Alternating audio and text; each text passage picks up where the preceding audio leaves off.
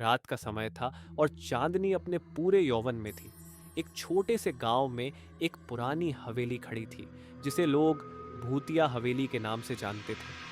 कहानियां कहती थीं कि हवेली में रात के समय अजीब अजीब आवाजें आती थीं और कभी-कभी दरवाजों के खुलने की आवाजें सुनाई देती थीं।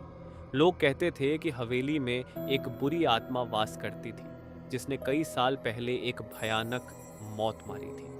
रितेश और उसकी दोस्त सविता ने हवेली में रात बिताने का फैसला किया। दोनों के मन में हवेली के रहस्यों को जानने की तीव्र जिज्ञासा थी। हवेली के दरवाजे पर एक चौंकाने वाली चुप्पी पसरी हुई थी। उन्होंने हिम्मत जुटाई और हवेली में प्रवेश किया। अंदर का माहौल भयानक था।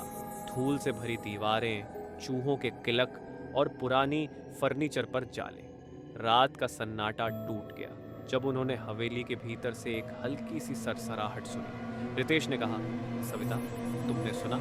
सविता ने डरते हुए सिर हिलाया और दोनों ने आवाज की ओर पढ़ना शुरू किया।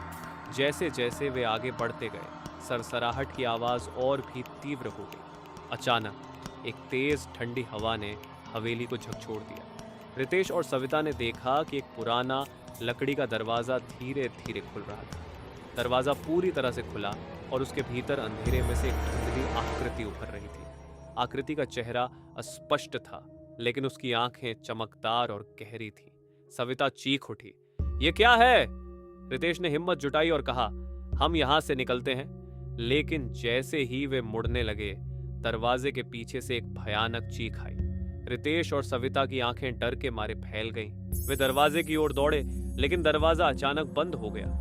उनकी सांसें उखड़ गईं और ठंडक उनके शरीर में समा गई। एक भयानक ठंडी हवा उनके चारों ओर घूम रही थी। अचानक एक काले रंग की धुंध ने कमरे को ढक लिया और आकृति उनके सामने आ गई।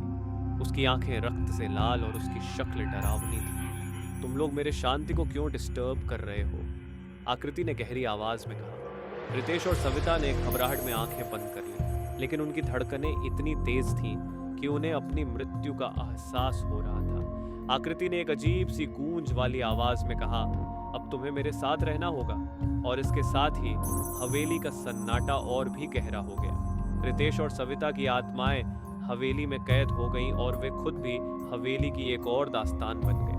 अगली सुबह गांव वालों ने हवेली के बाहर एक नई कहानी सुनी, रितेश और सविता के बारे में, जिनकी आत्माएं हवेली में कैद हो गई थी। हवेली अब और भी भयानक लगती थी और वहां से गुजरते हुए लोग अक्सर कहते थे कि उन्होंने अंदर से डरावनी चीखें सुनी हैं। हवेली की यह कहानी अब भी डरावनी रातों में सुनाई जाती है और लोग हमेशा के लिए हवेली के रहस्यों से दूर रहना चाहते हैं।